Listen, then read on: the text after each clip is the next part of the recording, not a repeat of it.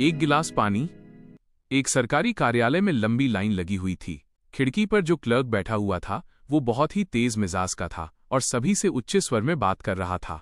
उस समय भी एक महिला को डांटते हुए वो कह रहा था, आपको जरा भी पता नहीं चलता? जो फॉर्म आप भरकर लाई हैं उसमें कुछ भी सही नहीं है। सरकार ने फॉर्म फ्री कर रखा है तो कुछ भी भर दो। जेब का पैसा लगता तो 10 लोगों से पूछकर भरती आप। एक व्यक्ति पंक्ति में पीछे खड़ा काफी देर से ये देख रहा था। वो पंक्ति से बाहर निकलकर पीछे के रास्ते से उस क्लर्क के पास जाकर खड़ा हो गया और वहां रखे मटके से पानी का एक गिलास भरकर उस क्लर्क की तरफ बढ़ा दिया। क्लर्क ने उस व्यक्ति की तरफ आंखें तरेर कर देखा और गर्दन उचकाकर कहा, क्या है?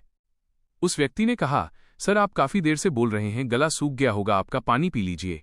क्लर्क ने पानी का गिलास हाथ में ले लिया और उसकी तरफ ऐसे देखा जैसे किसी दूसरे ग्रह के प्राणी को देख लिया हो और कहा, जानते हो मैं कड़वा सच बोलता हूं, इसलिए सब नाराज रहते हैं मुझसे।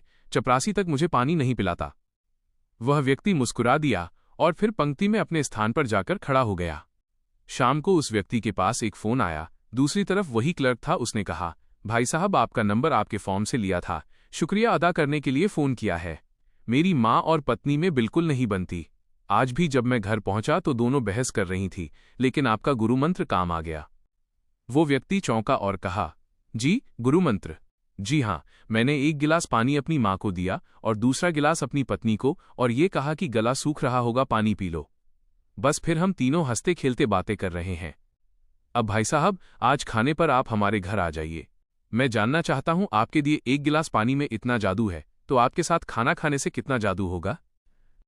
ध्यान का उद्देश्य मन को नियमित कर एक ऐसी स्थिरता पर ला देना होता है जिससे जीवन की अत्यंत भयंकर परिस्थितियों में भी हम थोड़ा रुक कर उसका विश्लेषण करके सही कार्यवाही कर सकें। दाजी।